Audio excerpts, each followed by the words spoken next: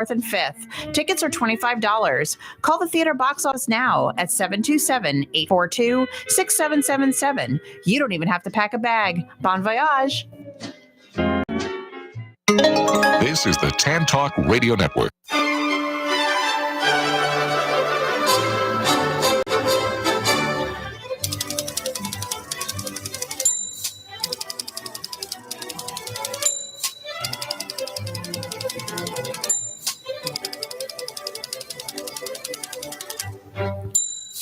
Hi, this is Patsy with a Z.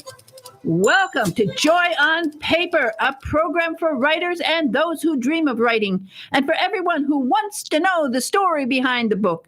Coming to you from glorious Clearwater, Florida, the perfect place for writers to write and readers to enjoy a good book. And I am so thrilled and honored that my guest today, well, he is amazing. Steve Berry, thank you for joining me here on Joy on Paper today. Thank you for having me back.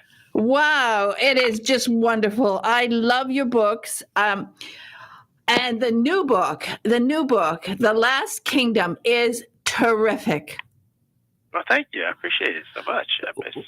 Cotton's back. He took a year off, but he's back in it with a new adventure. Well, we needed it. And this is book 17 in this wonderful, wonderful series. And of all your books, and I love them all. I love anything to do with history. And there is no writer who writes history as well as you do. You know, lots of thriller writers and cozy mystery writers will use history as a backdrop, but you actually know history, you study it, you go really deep.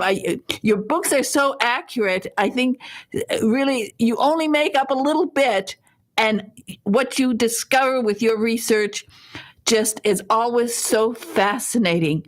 And in this story, which is set in Bavaria, and talks about the Wittelsbach family, which is something that's very close to my heart because I am working on a book about the Empress Sissi, the wife of Franz Joseph. So I have been to Bavaria many times. I've been to her home in Possenhofen where she was born, which is now turned into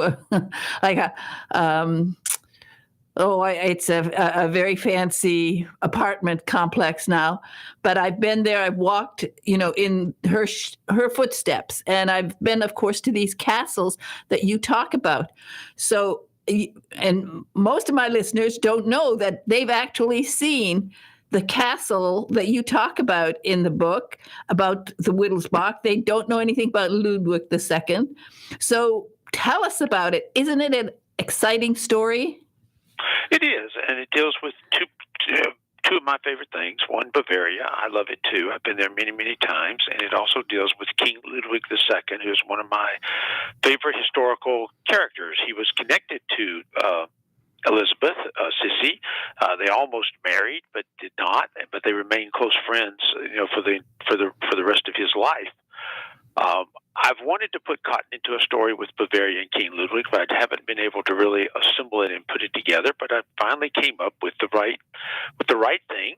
I was able to incorporate the three castles that Ludwig created: Herrenchiemsee, Linderhof, and Neuschwanstein. And you're correct, Neuschwanstein is one that people will recognize because that's what Walt Disney saw in the 1930s, and he used it as the model for Sleeping Beauty's castle in Disneyland. And so these three castles figure very much into the story. There's a historical fact I came across, which was true. Ludwig was, people call him Mad King Ludwig. I don't really like that term. I don't think he was mad. I think he was troubled. I think he had some mental deficiencies. Today, we would probably have called him chronically depressed or bipolar. We could have treated him with therapy and drugs. He might have been able to survive in good shape, but in the 19th century, that wasn't possible. So he fell into this deep, deep delusional world. And in that world, he was extremely imaginative. He created a whole lot, but he also had a lot of problems for himself. He sent a man around the world to find himself a new kingdom. He actually did do this. He wanted to find a kingdom where he could go and rule like a mythical ruler of old, not constrained by any laws or anything. And the man did do that, and he wrote a journal about it, which I was able to see. And in the real life, they never found that last kingdom, but in my book, they do. And now Germany, China, and the United States are all after it, but for entirely different reasons. And that's where the chase comes on. And the reasons are very relevant to today's world. So that's what makes it so exciting. You came out with this, you discovered something, and as I have just been fascinated by this family that most people don't, they have not heard that name, but it's a fascinating family. And Sissy did love him very much. I mean, she was very fond of him. And what happened to him, of course, is a tragedy. But as you said, being probably, bipolar and having delusions, but in some ways we owe him a lot, because with his delusions, he built these wonderful castles. Yes, that's right. He was a very forward-thinking guy. He had a great imagination, but he was also a guy that clung to the past too and could not let go of the past. And there's no question he had some problems and he had some issues, but he was an enigmatic figure. If I ever get a chance to write a pure historical novel set totally in the past with historical aspects, I would love to do a novel, as you're doing with Sissy. I'd love to do one on Ludwig. I think he'd be a fascinating subject. Well, he is, and of course, when you go to the castles and when you see 70 rooms and everything is, the imagination that he had, the ideas he had, it's thrilling. And every once in a while, I will think about, modern millionaires, billionaires, and the kind of places that they're building. And they don't have this imagination. They're not building something that's going to be, they build things just not as a glory to beauty, just to build something big. But when he went big, he went big. He did. He had a great imagination. He was really something. Neuschwanstein inside is just magical. It's like a Wagner opera with all the paintings and everything that are in there. It's like something from Disneyland in some respects, but it was real. And this guy had this fantastic imagination. And those three sites remain the three largest tourist attractions in all of Germany, generating hundreds of billions of euros, for the country. So he had a lasting impact. It's true. And his eye for beauty, of course, he adored Sissy because at the time she was considered the most beautiful woman in Europe. And I think he just loved looking at beautiful things. They had an interesting relationship. It came close to getting married, but Ludwig that was not his thing. And so he wisely walked away from that. He's in many ways a tragic figure, and that's what would make it interesting to do a novel with him, to explore all that happened to him. I mean, his life just spiraled down, and then he was deposed from his throne and then died 3 days later under mysterious circumstances that we still to this day have no idea how he died. And I think Sissy always believed that he was murdered, of course. And again, labeling him mad, it's so weak, it's so lazy, because there's so much more to him. Yeah, he wasn't. As I said, I don't like to use that term "mad" with him. I think he was troubled, but that didn't mean that he did not have an extremely sharp intellect and extremely sharp mind. I mean, he actually even conceived of a flying air machine similar to a Zeppelin that long before dirigibles were even created or used. He came up with an idea for one. He had a lot of thoughts in that brain of his. He just, unfortunately, had these problems. His brother was certifiably insane and was institutionalized. His mother had trouble as well, and so it ran in the family very strongly. And it got to Ludwig. He ascended to the throne at 18, so he had no choice. He had to go in very young, but he died when he was 42. Well, the Wittelsbach they definitely had some problems in that family. But the idea of finding a perfect kingdom for him to rule, that certainly gave you fodder for. It did, and then when we located where that kingdom was, it made it, and made it very relevant today. That's the thing about my books. I have to have something from the past, something real, something that is pretty cool and you want to know more about, but that something also still has to be relevant today. And I was able to find a connection between that. I don't want to say that because it'll give away what's in the book, but there's a very interesting connection between Hawaii and another place in the world that will shock the readers. I know it shocked me, but it's true. Yeah, it is. It is fascinating. The story that you weave is so incredible. But that's what happens with all of your stories. They are, on the one hand, they're incredible. And then on the other hand, they are credible because you base them on facts. It's like, when you wrote Patriot Threat. Now, what I love when a book sends me to another place, because when you read one of your books, it opens up this whole era, whatever you're writing about, that you want to learn more. And I remember when I read Patriot Threat, which is, of course, the one about the 16th Amendment. And I think it's still rather relevant today. People are thinking a lot about income tax at the moment. Yeah, extremely relevant today.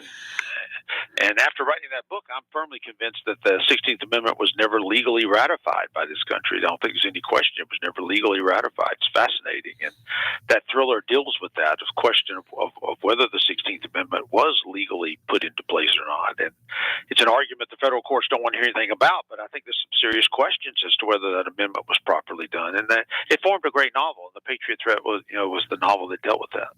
Yeah, well, I thought it was a fantastic novel. And I remember when I finished it, I said, okay, I have to find out if this is true. And I too agree that I don't think it was ever ratified. And maybe somebody will come along and say, let's get rid of this income tax because... Well, they tried to bring those arguments up in federal court, but the federal courts will not even entertain those arguments for obvious reasons. If you were to rule it, you could see the problem that would come. But there were some serious questions that happened back at the time in 1913 when that amendment was rammed through. It was the fastest ratified amendment in history, and there's some questions about it. It made for a great novel, and that's what I like. I like to find that thing from the past, something interesting, something fascinating that's real, and then weave a modern day thriller around it, and that's sort of my thing.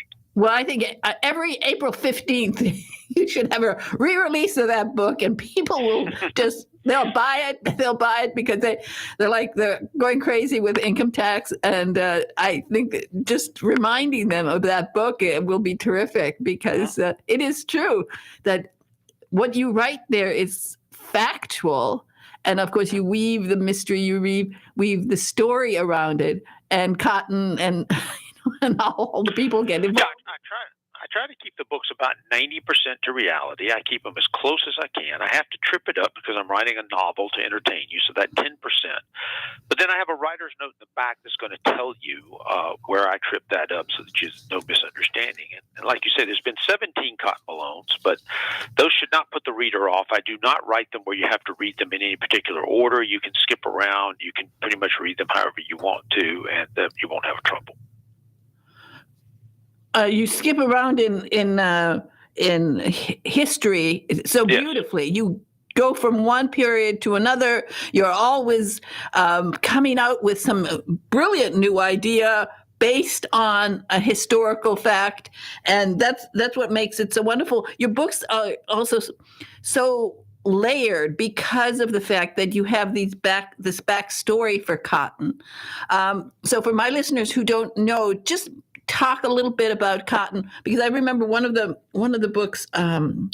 Which one is it? It's an earlier book, the one where about his father and the submarine. The Charlemagne Pursuit. I love that. I loved knowing this backstory. I thought it was so fascinating. So you tell my listeners here about Cotton and your concept. Of course, he's so much based on you.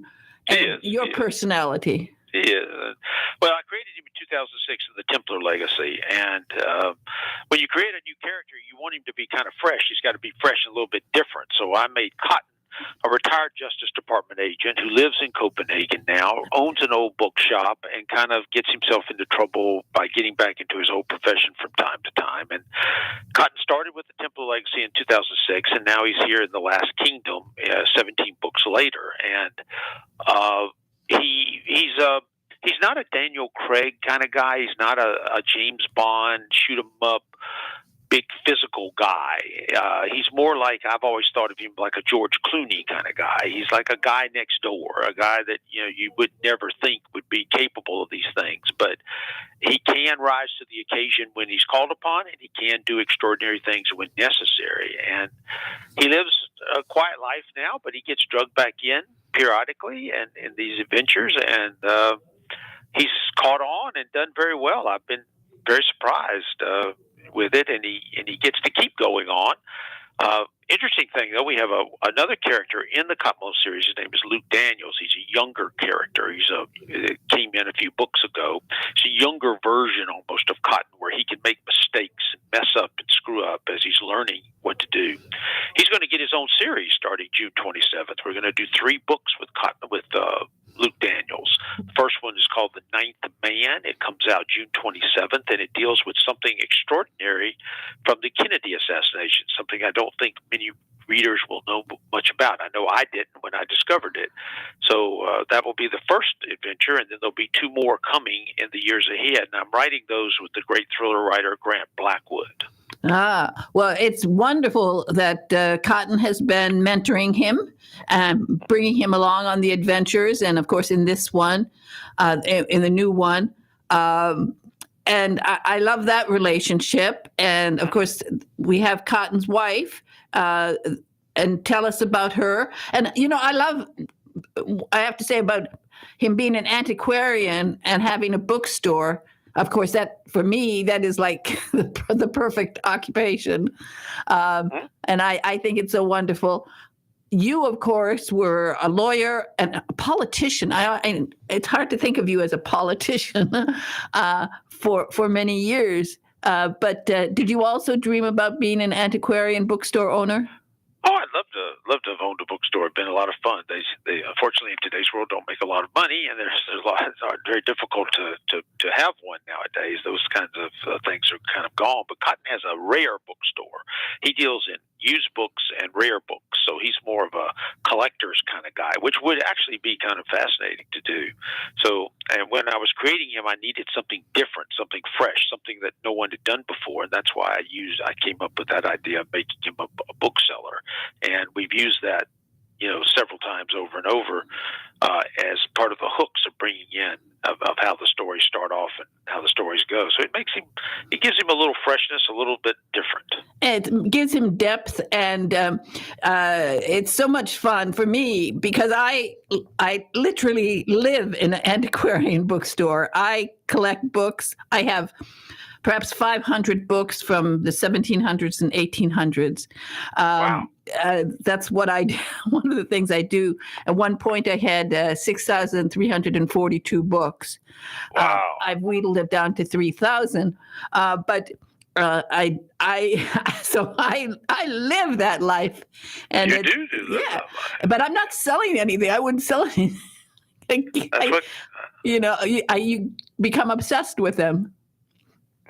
Yeah, that's Cotton's world. That's what he deals with. That's what he deals with every day. Those rare books. And so, one day I want to do a story that actually pivots around one of those books. I haven't really done that yet. All the stories really just involved him moving off the bookstore and going off and doing other things. But I want to do one that pivots right off an old book. So that may be something one day. Oh, well, a book where somebody's written inside. I love when I find a very old book, and I found some really old one where some reader has written inside, and then I always tried to find out who the reader was. And in fact, I traced one reader, the family of a woman who bought a book, and this is all the way back in 1870. She wrote within the margin, lots of marginalia. Her name was in the book. I traced her family, and I it's so exciting. So, yeah, there's a lot there that Cotton can find. There is. There definitely is. One of the things I love about you and, of course, your wife, that you have been very active in promoting writing and reading for veterans. And I think this is so important. This is one of the things that I love to do. Quite a few of my listeners are vets, and I always tell them, so many of them, particularly the ones suffering from PTSD, I tell them, write a book, not about your problems, but write any book, write a children's book, write a cookbook, write, just something that will take your mind off of those things that are hurting you. And I know that you have spent time and visited on USO tours to meet with active military and veterans. I did a USO tour where we sent 5 writers over to Iraq. This was back when the war was going on, and we were the first group of writers ever sent into a war zone like that, and it was quite extraordinary. We got to meet with a lot of soldiers, and we found out reading is their number one recreational activity, and they have a lot of small libraries on all the bases, and we went around to 5 or 6 places in Kuwait and Iraq back then, and subsequently that they did it 3 or 4 more times, more writers, but we were the first experimental group to do it, and it was quite gratifying. I enjoyed it. It was a great honor. Well, I know that they appreciate it, and it's something so important that I like to participate in Operation Paperback Books, which is a organization that sends books to veterans and to active military. And I just want to get back to your wife for a minute. Now, your wife's name is Elizabeth, as a matter of fact, right? That is correct. But in the book, tell me about Cotton's wife. Well, it's not really his wife yet. Well, yeah, I know. Not wife yet, but close. Close. I think of her. He better not dump her. No. Cassiopeia Vitt is his love interest, and they have a very close relationship. And that character is based a lot on Elizabeth. And it's been, when you met her in the Templar Legacy, and then she's come along in the subsequent books. In the beginning, they didn't like each other very much, and now, of course, they're in love with each other. And they had a rocky relationship for a while, and I actually broke them up in one book. And I was going to keep them broke up and move on to something else, but Elizabeth said, "No, that's not going to happen." So I brought them back together, and now they're kind of a team now. So their relationship has settled down, and they work together, and they've acknowledged their strengths and their weaknesses among themselves, and they're doing much better. And I've enjoyed now playing off each other. They've been together, working as a solid team now for about 3 books. And she's in this book, she takes this book off, so she's not here, but she'll be back next year. Yeah, well, I think of them as married. I just. Well, they do too. They think of themselves as married as well, but they're just both a little nervous about that. They don't want to go there. He didn't have a good experience the first time, and she's never been married before, so their relationship, I will probably keep it that way. Them getting married probably doesn't work per se. It works better the way it is now. Well, it works very well because it's a wonderful, wonderful relationship. Your books are wonderful. I'm so thrilled with the new one. As I said, particularly, I love them all, but really this one because of the connection with Bavaria and my many trips to Bavaria over the years, and to Vienna, of course. And the only trip I still want to do in Europe, I lived in Europe for a long time. I traveled a lot. The only thing I never did was that Danube trip, and I want to take that the cruise on the Danube. I have done that. You'll enjoy it. Yeah. Oh, I know. And I just never had that time to do that because, of course, I've been to Budapest for Sissy, to do the research. So I've done it on land, but I really want to go and do that trip. Well, it's so exciting to talk to you and to really, your books are so relevant even today, in so many ways, just one book after another, there's always something in the books that just open people's eyes. And I think people do follow along. Once they read your book, they do check the history, check, the locations, because you paint these wonderful pictures. You really take us to the locations. Whether it's the Swiss Alps or now to Bavaria or all the other places, they're just so very, they're fine writing. And on top of it, I get to hear you talk because I love your accent. I think the last time I talked to you, I think it was Kaiser's Web, and I was just thrilled. You just have that lovely drawl that is it's so nice. You. That Georgia accent. That's where I was born and raised. I know. Well, it's there, and it's lovely. I'm glad you kept it. Now, I know that you live I'm in Clearwater, Florida, and you're on the other side, I think. If you ever get to the Clearwater area, you just have to tell me, and you can come in the studio. We'll spend an entire hour, because I would like you to give some advice, your brilliant advice to my listeners who are starting to write, because you are very succinct about it. You say, read and write. Yep, that's right. You got to write these. And you know what rejection is. You've been rejected. And so many times people will say to me, oh, well, he's famous. He's selling millions of books. He's never been rejected. And he doesn't know how hard it is. And I say, oh, yeah, I think he knows how hard it is. I got that down. Yeah, we'll do that one day. I'll be glad to do it one day if I ever get down that way. Okay, that would be wonderful. It would be a thrill. Again, everybody, you have to get this book. It is wonderful. It's relevant. It's important. And it's a fun read, and you will enjoy it. And again, Steve Berry, thank you for being on Joy on Paper today. The name of the book is The Last Kingdom. People can go to your website and find out more about you.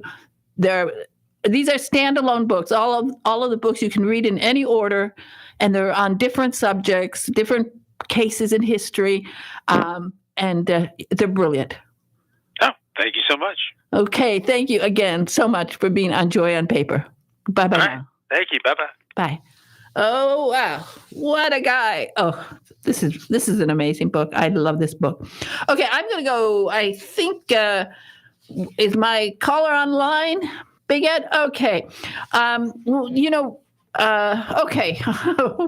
We'll go straight to her. Okay. Claudia Hagadas Long, are you on the phone? I certainly am. How are you, Patsy? Fine. Thank you so much, Claudia.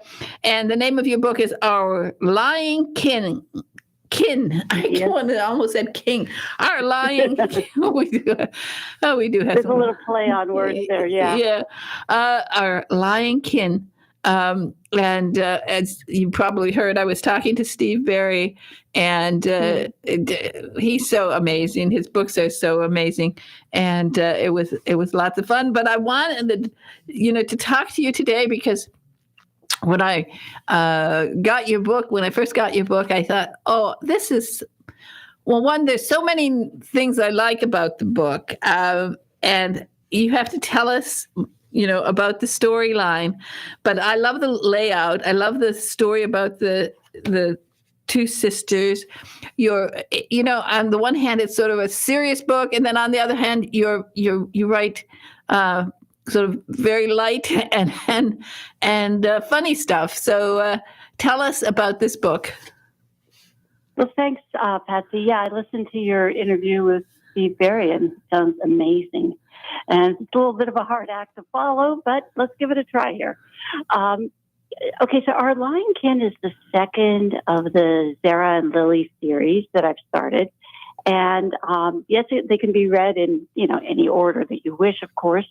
But Zara and Lily are sisters. I'm not going to mince words. They're 60 and 59, and they are daughters of a Holocaust survivor and on their mother, and their father is the second generation survivor, in the sense that his parents fled Hungary in 1910 and that era when all the pogroms were going on.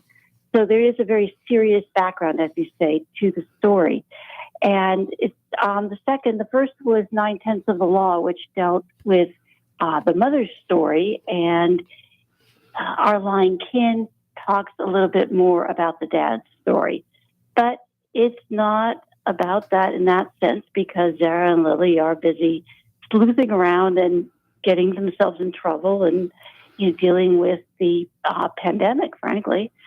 So, they're tight sisters. They're really close, but the pandemic has frayed their relationship.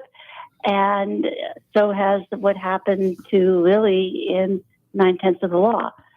So they've become more of themselves. Zara has become so rule following has become rigid, and Lily's been, conducting a little bit of insurance fraud on the side. So, they're basically getting more and more different. And, right. And so as they start to look into things, the insurance fraud and the various other things that Lily's been up to, they start to kind of uncover and unwind their father's double life and discover the legacy that he had of, he's also post-traumatic, and in an era where, John Wayne movies dictated the way men could handle their emotions. So he made both basically, that's a hard one to say. He basically, chooses anger as his way of lashing out and is living a double life. And what's so great about, first of all, I must say, I have rejected a lot of pandemic books. My nerves can't take them. And I hate when all the characters are wearing masks. I got one mystery story where everybody's wearing a mask all the time, and I thought, I don't know what these people look like. I can't deal with it anymore. But the pandemic is woven into the story here very nicely. I enjoyed the comments. I enjoyed it was good. You did it. Thank you. Because think about it this way. If you read a story about now and you don't mention the pandemic, it would be kind of like writing a mystery or a romance about taking place in, 1943 and not mentioning the war. I mean, it's what's going on. And so I had a choice. I could ignore it and just write my book, or I could put it in as it went along. And the problem with writing contemporary as opposed to historical is that with historical, how their wars and their pandemics and their elections all worked out. But what if I wrote it and then it ended up really different? I don't know. It was kind of a hard choice there. Well, I thought the way you did it was just perfect. I can say it's not so heavy that I got depressed, because sometimes the books get really depressing. And it's, of course, the two sisters. There's enough banter between them and funny stuff between them that it keeps the book moving very nicely. Well, I'm glad to hear it. They are they're a couple of characters. I mean, in the beginning, they're really at each other's throats, and I think that was why it was important to include the pandemic, because that's really the isolation made them so angry. I don't know, that they had to babble at each other, and then as they get back together and they're close again, it's a healing. And you weave in the stories sort of not headlines, but sections where you have from the family scrapbook. You have little vignettes from the family scrapbook that then relate to the story. So I like the way that you did that. Well, thank you. I was trying to imagine, because Lily is going through their mother's papers and photographs and everything, and I tried to imagine putting together a scrapbook of their history. And so little bits and pieces, memories, everything people put in a scrapbook. They put in pictures and, mementos, various things, and a lot of this just isn't pretty. Yeah. True enough. But it really, I think it carries the story along. I love these little breaks where you read the scrapbooks, and then actually I found myself going back and reading some of the scrapbooks individually. Once I finished the entire book, I went back and just looked at the scrapbooks again, and I enjoyed that process. I'm so glad. It's kind of revisiting an old family album, I guess, in some ways. So, of course, what is your background in writing originally? When did you get your first book published? Well, you know that I'm a lawyer, right? Yeah. Well, and of course, right. Steve Barry was also a lawyer for 30 years.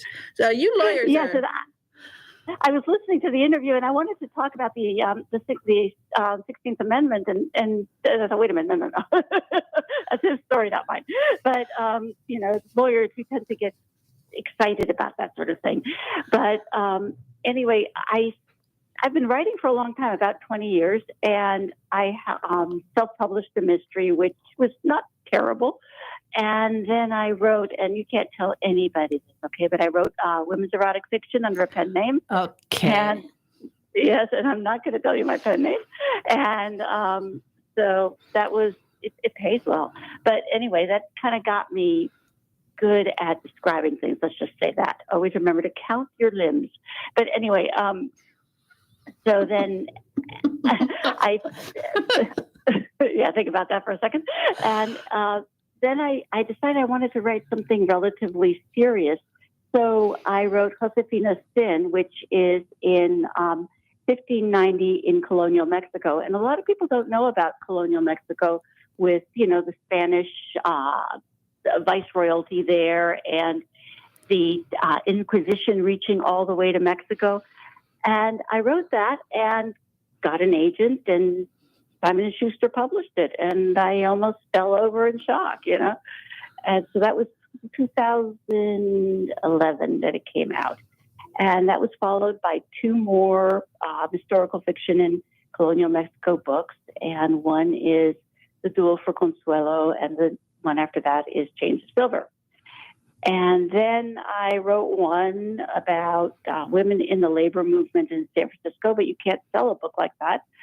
So I ended up making it from, the point of view of a prostitute, and I sold the book. And then I stopped and thought, what do I want to write next? And I thought, well, my mom had passed away, and a year after she died, my dad sat down with me and told me her actual story from World War II, which was horrific. She had kept it very, very quiet. It came out in little pieces that we didn't understand. And I thought, and he said, write her story. And I thought, I don't want to write her story. That's her story. So I wrote about two sisters who are, dealing with their mother's trauma in the second generation. And I also made it so that they solve the mystery. And these ladies were, at that point, 59 and 60, or 58 and 59, because through the math, they have to be. And that was Sarah and Lily and 9/10 of the law. Well, and then I said, there's more to this story. There's more to these sisters. So our Lion King. Well, I think it's fantastic. It's lots of fun. I love at the beginning, and I like things that are just a little bit different from what other people have, something a little bit original. And I liked at the beginning how you wrote about the cast of thousands or 10 wandering Jews. It reminded me that when you have 10 Jews and they all have 10 opinions, you do 11. 11. That's true. 11 opinions always. Yes. Yes, it's true. We always say 2 Jews, 3 opinions. Yeah. That's it. We do. And it's true. And I love that. I love that right at the beginning. And I thought it was just you're clever. You're a clever writer in so many ways, with the layout, the design, the having the scrapbook and this opening. I thought was just wonderful. It's just fun. It makes it interesting, and of course, a story. And can we mention the object? Do you want to mention the object? Yes, of course. I believe that you're referring to the stolen menorah. Yeah.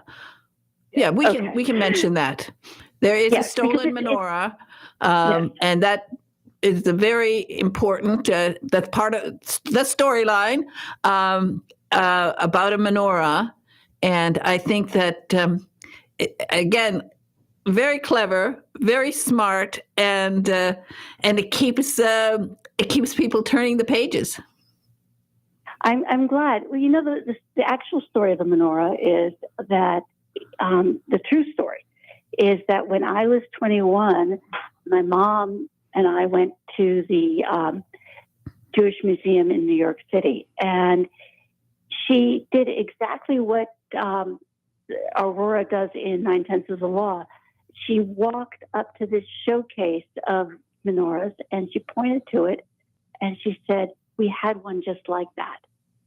And I was 21, and I was a little bit of a jerk, and I said, "Oh yeah, that's really." And she said, "Again, we had one just like that." And I didn't realize what she was trying to say to me was, this was mine. And she did go through the Holocaust. Everything she had, everything she knew was taken and destroyed. And it was remembering that after my dad told me her whole story, I thought, I wonder if that was hers, and what would I do now to get it back? And that was the spring for 9/10 of the Law. And then, of course, in Our Lying Kin, that menorah goes on a little bit of an adventure again. And again, like you say, I tried to, as we do, to survive tragedy, we make jokes. And I've always done that. The more upset I am, the funnier I am. And so the book is funny. It is. Yeah. And it is so funny. it's what we do it's what we do as a people. It's what we do as individuals to survive. Well, I can tell you one thing. I was president of Hadassah here in St. Petersburg, and this book I would pick up so fast for our reading group, our book club. Oh, that's wonderful. I'm in Hadassah up here, and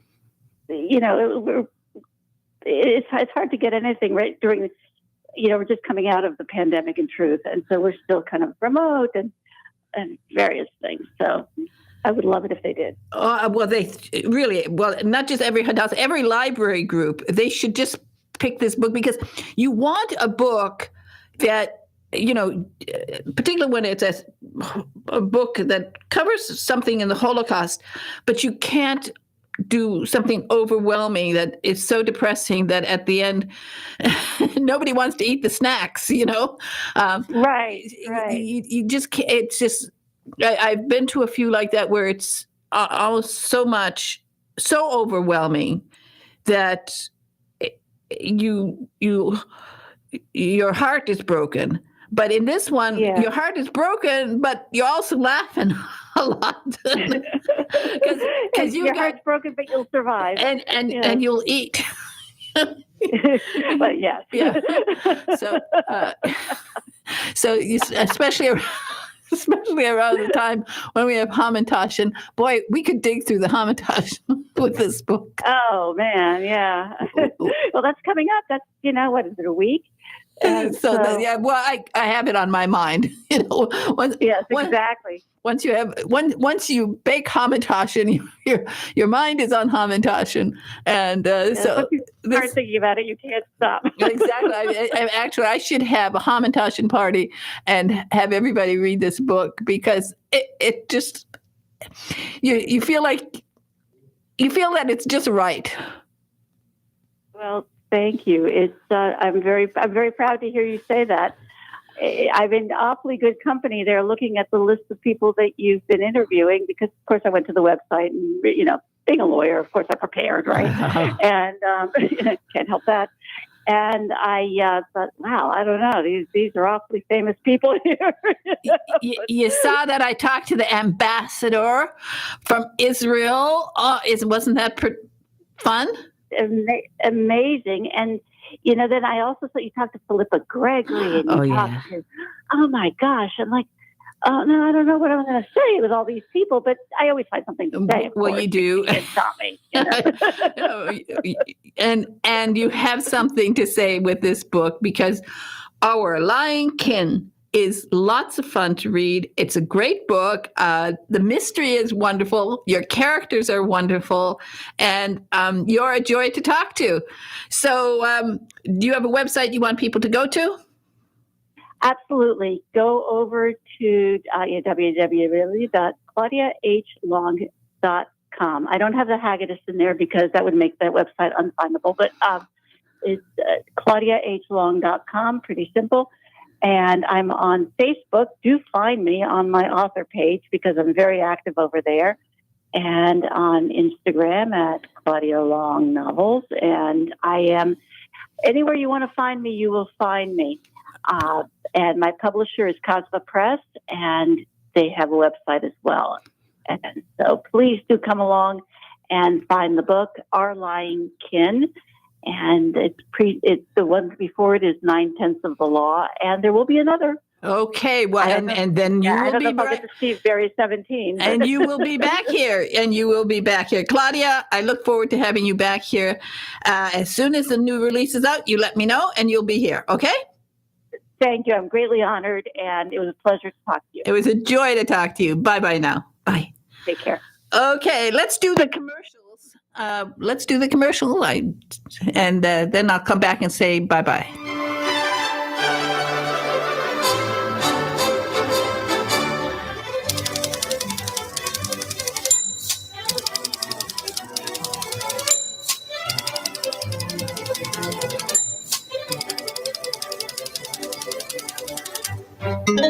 This is the Tan Talk Radio Network. Are you ready to eliminate your home energy bill? Well, get ready to harness the sun. Go EHS, Effective Solar Solutions by Efficient Home Services. With no upfront costs, you can save money on your utility bill and even eliminate your electric bill altogether with EHS Solar. Call EHS, the #1 solar installer nationwide. We know how to customize your home. EHS handles every project in-house with no subcontractors. Remember, no upfront costs, tax breaks, and the best company in the business, Efficient Home Services. Schedule an appointment today at 727-353-3757. Visit our website and download your free buyer's guide to going solar at www.goehs.com. Go solar, go savings, go EHS. Call 727-353-3757 today to talk to our experts. Are you an author, an artist, an inventor? Then you need to protect your valuable intellectual property. You need Larson & Larson. We have the experience and knowledge to help you with all of your legal needs, from processing trademark, copyright, or patent applications to negotiating licensing agreements and handling litigation. The attorneys at Larson & Larson in Largo, Florida can help protect you. Call us today for a no-cost consultation at 727-546-0660 or visit our website at larsonpatentlaw.com. Do you dread being called on to speak at meetings or family functions? Have you envied those who can sway an audience with well-chosen words? Do you know that people who speak well earn more money, earn more rewarding careers? Gain the confidence to master any speaking situation. Toastmasters will allow you to find your voice. Go to toastmasters.org to locate the club nearest you. This is the Tan Talk Radio Network.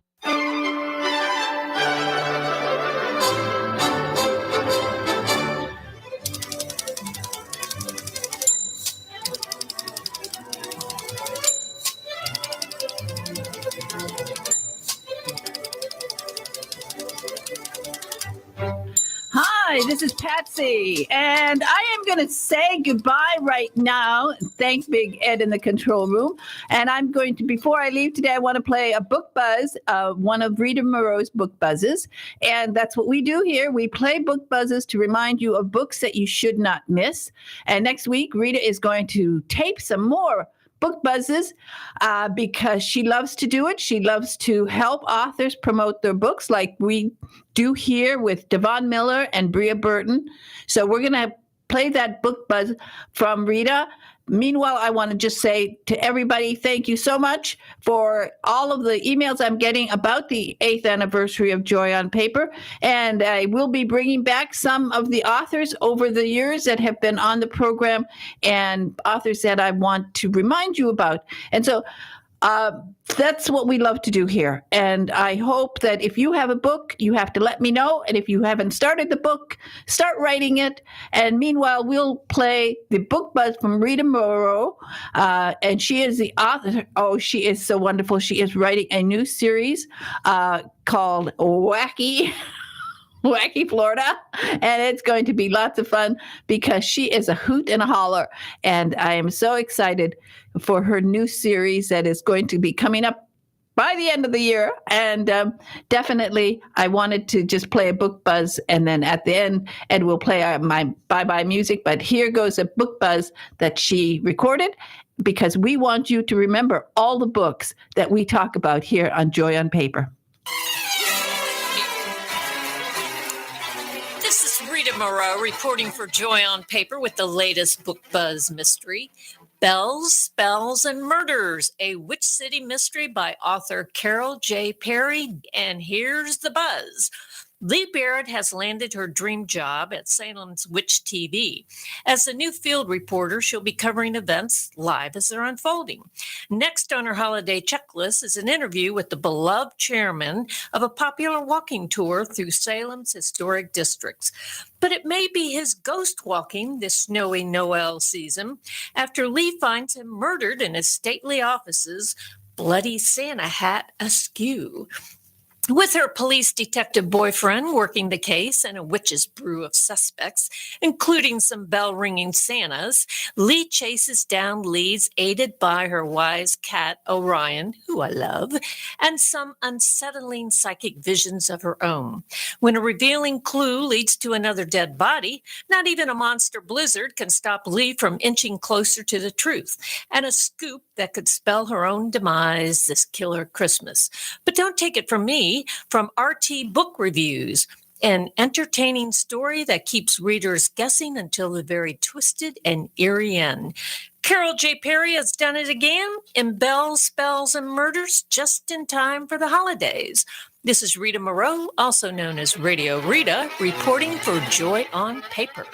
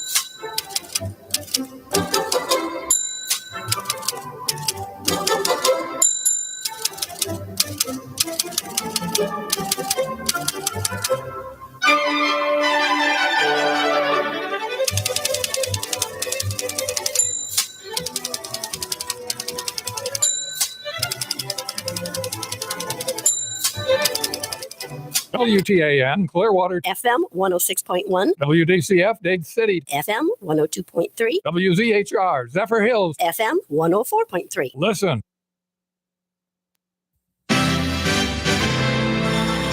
It's time for the Tuesday edition of Canada Calling, the news from home for vacationing Canadians. Prior Smith speaking from Toronto. Thanks for joining us.